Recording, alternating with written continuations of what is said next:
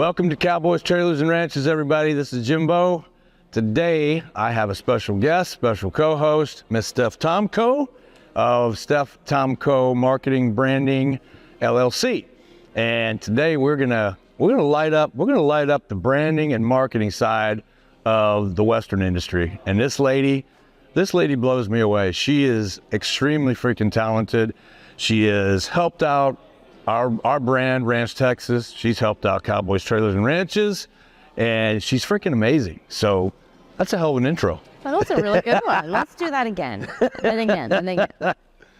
So I am just, you know what? We've been talking about doing this for what, a week now? A really long time. I feel like it's been longer than a week. It's been in my brain for way longer than a week. I've been excited. Yeah. Every time I'm around Steph, I mean, I'm just like, I feel like I get this freaking creative side of me that's just like, and she gets it, because I mean, when I say this lady is like the queen of branding and marketing, it's freaking amazing what she does. In fact, thanks, Jimmy. That brand right there is her idea.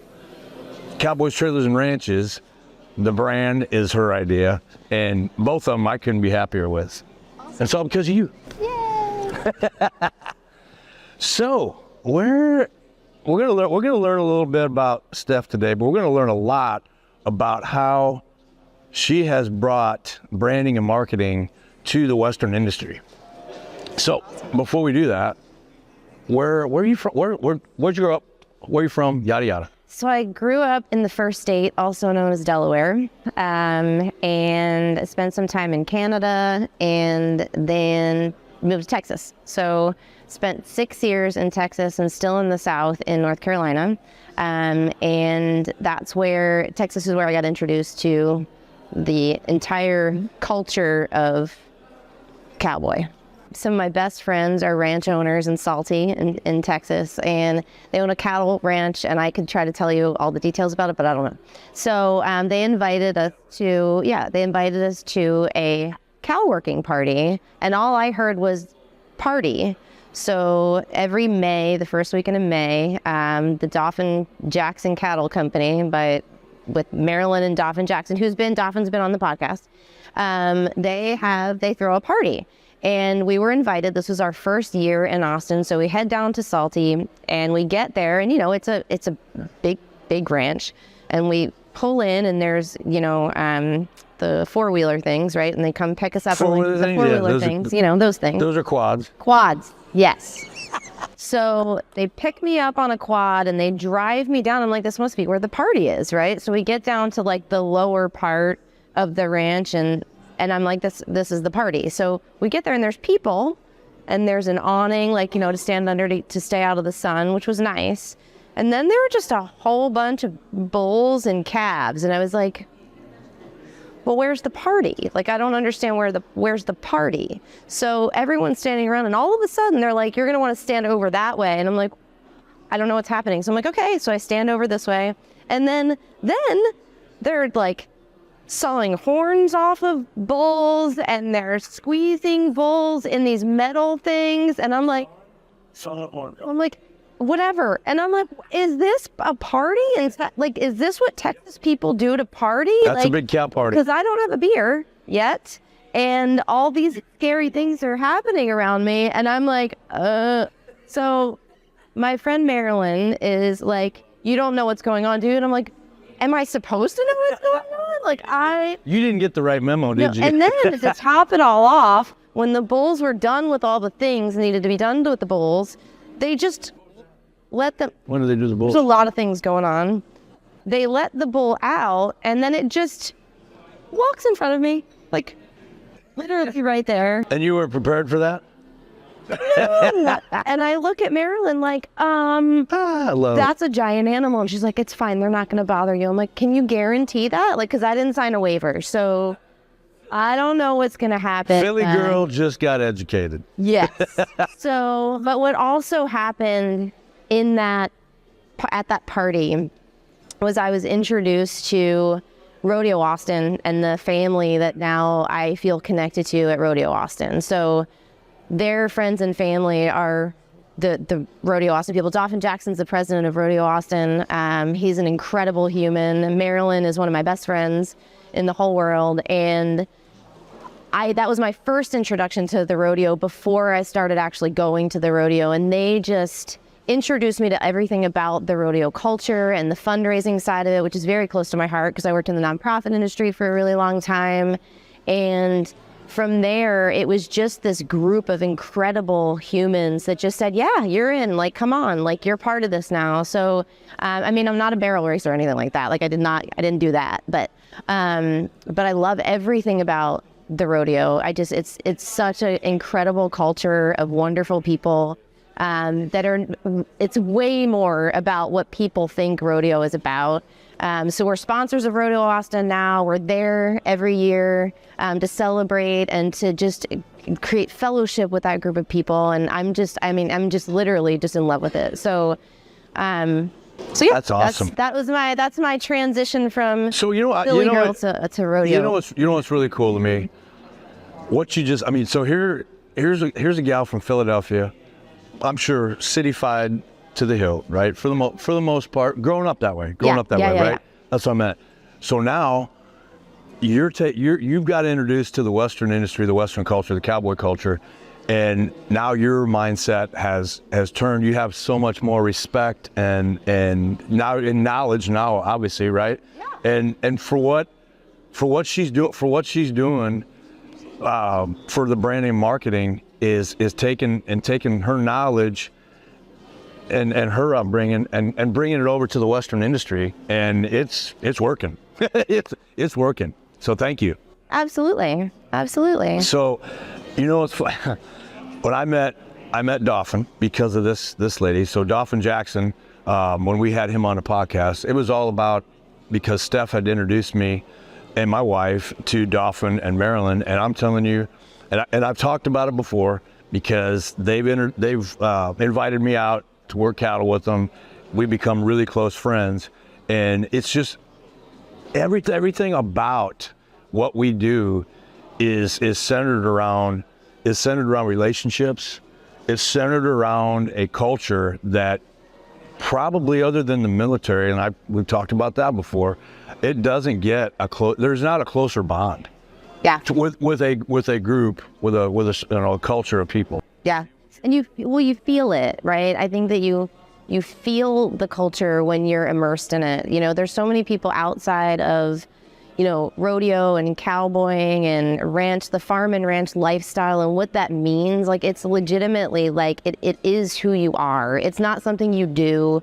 It's not something you go and watch. It's literally part of who these people are. And I think when you're outside of it and you don't experience it, you don't have the opportunity to understand it. But if you're going to be somebody who's creating and trying to represent a brand for a company that's associated with anything farm and ranch, cowboys, trailers and ranches, rodeo related, you need to understand and feel that same feeling. Right. And the way that culture operates is they're like, yeah, come on.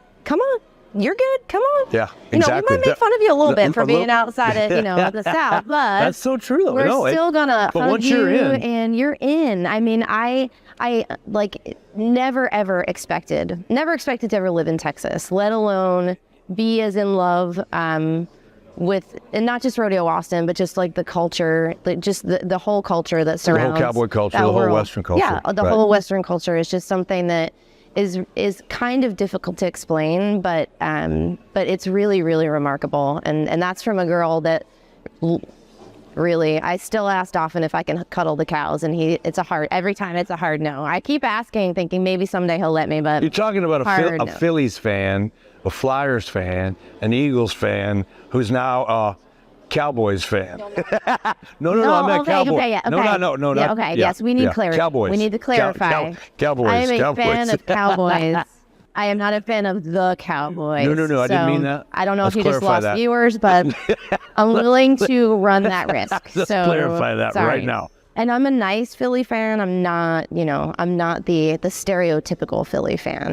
You know what? I will, as much as I would say you're full of shit. No, I think you're right there. I will agree. I will agree with that. Because I've been to Philadelphia, and your fans are not that nice. They're not. They're not. So no disrespect, but they're not. I mean, it's a pretty widely known fact that Philly fans don't have the best reputation. No, they don't. But I will say, from experience, the people in Philadelphia are some of the best people ever. No, it's like, I agree. I agree because I've been about. I mean, they just, you know what they love. Passionate They are and vocal. Passionate and vocal. I think we'll go with that. We'll go with passionate and vocal. So I say a lot. We say in the industry and the cowboy culture, the Western culture, ride for the brand, right? I mean, and I've rode for a lot of brands over the years, but we talk about branding, we talk about marketing, but what do you see, or when you hear that,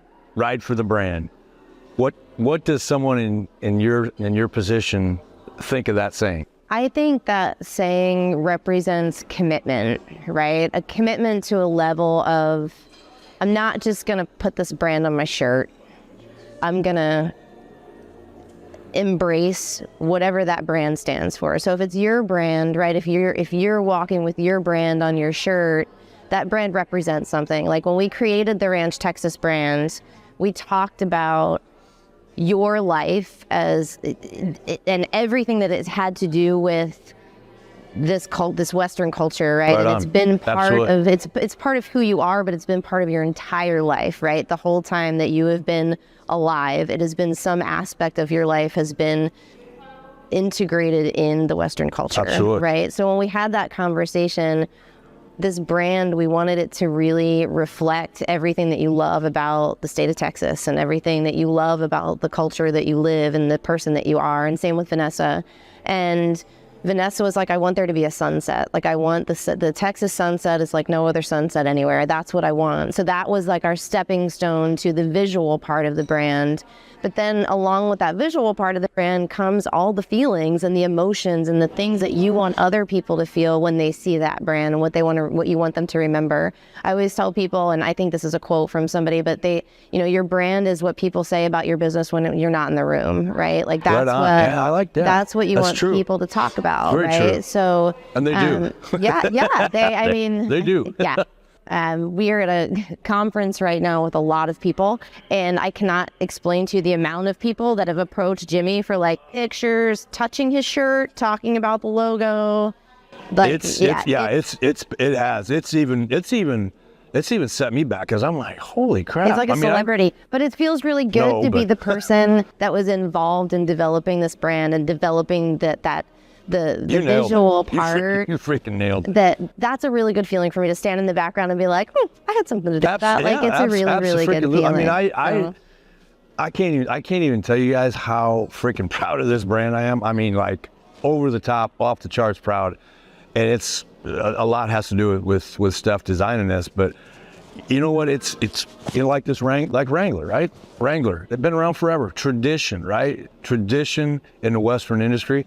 That's our goal for Ranch Texas is to have tradition in the ranch real estate and even in the ranch in the whole Western industry. Yeah, and I think riding for the brand too, like that phrase really lends itself to the fact that I tell people all the time that you are such an easy person to work with because you will without fail always have that brand somewhere because you're proud of it. Like you're not just proud of what it looks like, you're proud of what it represents, right? You're proud of your history with farm and ranch and the rodeo and trailer sales. The people that you surround yourself with are your people, like they're important to you, and that it's all really, really, really essential to what you do, and you're proud of that. So for you to walk into a room with a shirt with that logo on the back of it doesn't just say like, hey, look at my logo, it looks really cool, but this is me. This is authentically who I am and what I'm proud of and what I'll never compromise. Yeah, like you'll never compromise that. And you know what? That's a lot. I've always been that way. I mean, like I'm and my wife will attest to it. I am so brand related, right? I mean, because when I choose a brand, I wear the crap out. I mean, I will freaking wear it into the ground, right? And so I've always been that way. So to have your own, you know, to have your own like this, it's, man, I'm telling you, it's freaking cool. It's really cool. Be able to ride for your own brand instead of riding for somebody else's brand, right? Yeah. But the commitment's still the same, Oh, no, right? 100%. Like no matter what, like absolutely. You know, there are industries where that brand is, you know, it's not just the person that's riding for the brand, but everybody that loves that person is always also committed to that brand too, because they trust that person, and then that person trusts this brand. So then, you know, this audience of you know, however many, you know, thousands, hundreds of thousands, millions of people are now married to that brand because they love that person so much. So it's an emotional connection. It's not just it's not just a logo. It's a relationship and a connection and an emotion that's incredibly important, that's overlooked so often, because logos are super accessible, right? Like you can make your own logo. I can tell you how to do that. Like you can go on all kinds of different platforms and you can you can order, and there's absolutely nothing wrong with that.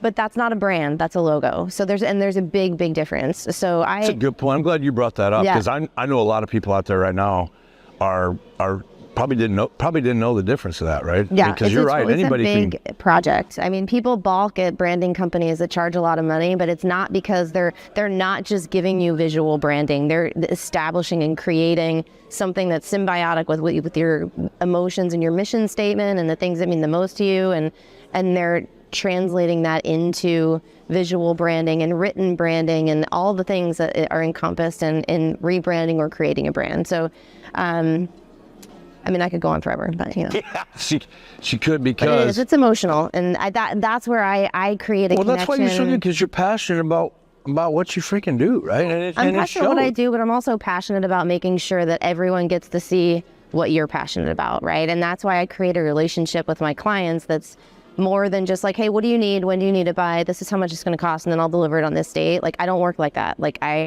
we're going to have dinner and chat on the phone, and I want to know about your kids, and I want to understand what your daily life looks like, and I need to understand what your frustrations are and what you want to accomplish and what you hate to do and what you love to do and who influences that and what's your worst day and what's your best day. Like, all those things are part of creating this story of what you do professionally. Right. True. Very true. So, you know what? I mean, I talk about it. I talk about it once in a while, not as much as I used to, but this whole podcast was started, and I've learned a lot through EXP, a lot. This company has shown me in a lot of different ways to not only be more successful, but it's all about getting out of your comfort zone, right? Because everybody gets in that, it gets in that mode, and they don't know where to go, right? So doing this podcast, it got me out of one comfort zone, but it also reminded me that I've been the face to a lot of brands, right? Well, now I get to be the face of my own, whether you like it or not. Whether you like the face or not. You're getting that face, whether you like it or not. Yep, too bad. It's not going anywhere. Nope, it's not going anywhere. Sorry. But it teaches you to look at it. It teaches you to look at things different when it's yours, right? I mean, for sure. So and now as we grow this thing, I look at brands different now. Yeah, I really do. And a lot of it is when you plan events. I used to plan events for a nonprofit in Philadelphia, and you plan events, and it's all this work, and it's a great payoff, especially with nonprofits, because it's kids. Well, the one that I worked for was kids, and you know, I'd work these 80-hour weeks and leading up to this event, and then we'd have it, and it would be like incredibly successful and completely exhausting. But I cannot go to an event now and look at like, oh, how did they do that? What's their show look like? Like, how do they, you know, what's their fundraising platform? How do they do? I can't do it. Yeah. Can you believe he's wearing that? Yes. Yeah, exactly. Yeah. I mean, that's the people watching is a whole other level, but yeah, I think when you really dive into something and you're super involved, whether it's from a client perspective or it's from, you know, the agency perspective, you can't look at that anymore as just a thing. Like, it's not, now it's a process and it's in your head. So you know what goes into that, and you know how it develops, and you know how to do it well. So then you look at other people doing it, and, you know, maybe you're not critical, but really you're just comparing and seeing what else is out there, and you have just a different perspective, for sure. So what do you see in our industry, the Western industry, the Western culture? What do you see for brands that kind of stick out to you? You know what I'm saying? I mean, because everybody's got their ones that are like, oh man, that's cool, right? Or God, how'd they do that? Or, you know, how'd they get that big with that brand? I mean, Yeah, I mean, there's brands that have stood the test of time, right? And I think, and you just pointed out Wrangler, right? Like, yep, Cinch. But yeah, and those brands they started with a mission. They have stayed true to their mission, very much like the Western culture. Like, it is rooted in tradition, right? So they stay consistent to who they are, and they pivot. You know, everything evolves, right? Like, brands don't stay around for hundreds of years, but like if they don't pivot slightly one way or the other. But because they're so committed to what they do and where their place is and where that lane is, when they stay in that lane and they don't get distracted, that brand gains consistency, and it gains a reputation, and it gains fans and people that are committed to it, that will never wear anything else. They'll never use anything else. They'll never test anything else, because why? Why would you commit to something that's new and shiny when you already have this brand that you love, and there's no need to switch out? Maybe add a different brand into the mix, but I rarely see strong brands, one, being inconsistent, and two, having people come and go, right? There's just a solid, committed group of people that are like, yeah, this is my brand, and they ride for the brand, right? Like, whether they're literally, and I think a lot of it, and you correct me if I'm wrong, I think you see a lot more traditional brands in our industry, in the Western industry, than you probably do in a lot of others, right? Yeah. Well, and I'll ask you, because that goes with the culture and the type of people. That's the thing with your peers. If you walked into a group of your peers and said, "Hey, I'm going to start wearing this brand of jeans," they would be like, "What are you on? Like, what are you doing? Like, what are you talking about?" Yeah. Like, it's not. Yeah, that'd be like a dude walking in skinny jeans with all us Cowboys that are wearing Cinch, Wrangler, and Ariat, and we'd be like, dude. And you'd be polite. Yeah. Oh, yeah. You would be polite because you're a cowboy. Yeah. To a point. Right?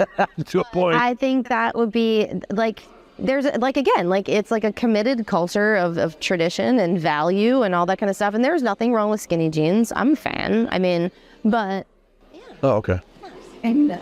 I love all the jeans. I'll try not to make fun of you.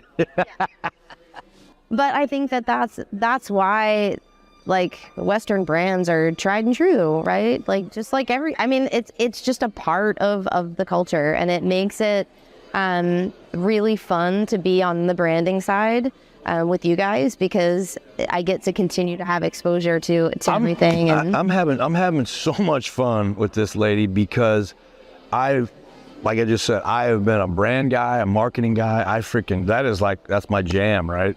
And to have somebody similar minded as myself in that same field is freaking cool. I will call Steph up, text Steph, about stuff that that she knows that she may not get asked, but she makes it fun. She just makes it fun. So this was something I come up with last week. I wanted to ask you. So if you're taking a company ground level, right? Ground level, they've got to come up with a budget, a marketing budget. And what would be the three things that you did for that new company in their branding and marketing program? Of course. So I mean, everything for me starts with a relationship and a conversation, right? So that's, really getting to understand where their company is, where they want it to go, and then to get an idea of what they want that branding and marketing to look like. And with that comes budget, right? Like, you have to know you can do it on a small budget over a longer period of time, or you can do it on a big budget really, really quickly. But no matter which way you do it, everybody's got to be in on the commitment to the brand, right? Everybody has to be committed to what we're going to do. Again, I go back to the logo explanation. If you just want a logo, just go get a logo and plop that on everything and just roll with it. If your business is good, and we've been talking so much real estate this week, so that's probably like kind of top of mind right now. Like if you are a real estate agent and your company, your business is good and you're making money, but you just need something visual, just go grab a logo. Do it cheap and start putting it everywhere. But if you want to build a brand, like if you're trying to build your company and scale and create additional revenue streams and become, you know, a positive influence in the industry, then that's when you really need to get those goals down on paper. And then you need to look at your budget, and then you need to commit. Like you need to say, yeah, every day, everywhere I go, everything that I do, everything that I speak to is going to be focused on this mission statement and this brand identity and all of these things that we've been working on and being creative about. So I always say budget and timeline are the two most important things. Like no matter what you're doing, if you're playing an event, if you're building a business, budget and timeline are the most important, the most like boring, least sexy things to talk about, but they are so essential and people skip it, right? They skip it and they want to do the pretty stuff. So I've got this a lot with companies and CEOs and managers and general managers and sales managers over the years. They think marketing is they like think it's a dirty word, right? Because all they can see is all that money going out, or all that money that entails marketing, right? So what would you say to guys that can't wrap their mind around spending revenue on marketing? Make sure you understand your return on investment. Make sure when you are putting money out that you understand that money might not come right back, but make sure that you know that there's some trajectory or some expectation that you can see what that money is eventually doing for you one way or another. Like it might not be dollar for dollar and it might not be any dollars coming back, but there's got to be some return on investment for those marketing dollars that you're spending. And there needs to be a strategic plan, and there needs to be thought and goals and measurable results that you can look at and see, yes, this is working, or no, this is not working and we need to adjust, or we need to get a new person on board, or we need a new plan, right? So that's again, like not sexy, but it's really, really essential. It's really important. Yeah, see, I think marketing branding is sexy. So well, that's because you get to see the fun part. You get to wear all the cool stuff. Yes, I do. And and do the podcast. I'm a fun guy. But with that being said, it is such a key component, especially nowadays with social media. It is such a key component of a business that without marketing and branding, good luck, right? It's short-lived. Yeah, I think very short-lived. But if you're going to commit and you're really going to put a lot of time and energy and money into something that you love and that you're passionate about, like make it a brand and commit to it, you know? Like be your brand. Be your brand. Wear it, ride it. So hey, I want to give out a big shout out to Ranch Texas, who sponsors Cowboys, Trailers, and Ranches. I want to give a shout out to some other guys, Him Western Wear, Laredo Conversions, Rodeo Rigs, and the Cowboy Roundup, and those guys that make those cool hat boxes for us, Beaver Box. Appreciate all you guys' help and keeping this thing going. So big shout out for you guys. Also, you want to talk about history and talk about tradition. This little guy here is what we drink on the podcast. Pendleton whiskey is the preferred whiskey of Cowboys, Trailers, and Ranches. So, want to thank Miss Steph Tomko once again. She's amazing. She's wonderful. She's pretty funny too. So, we're going to call it a day, and we're going to sign off with... What do we say? Let her buck and keep it Western. Ready? All right, ready? Let her buck, keep it Western. We'll see y'all next week. Cheers.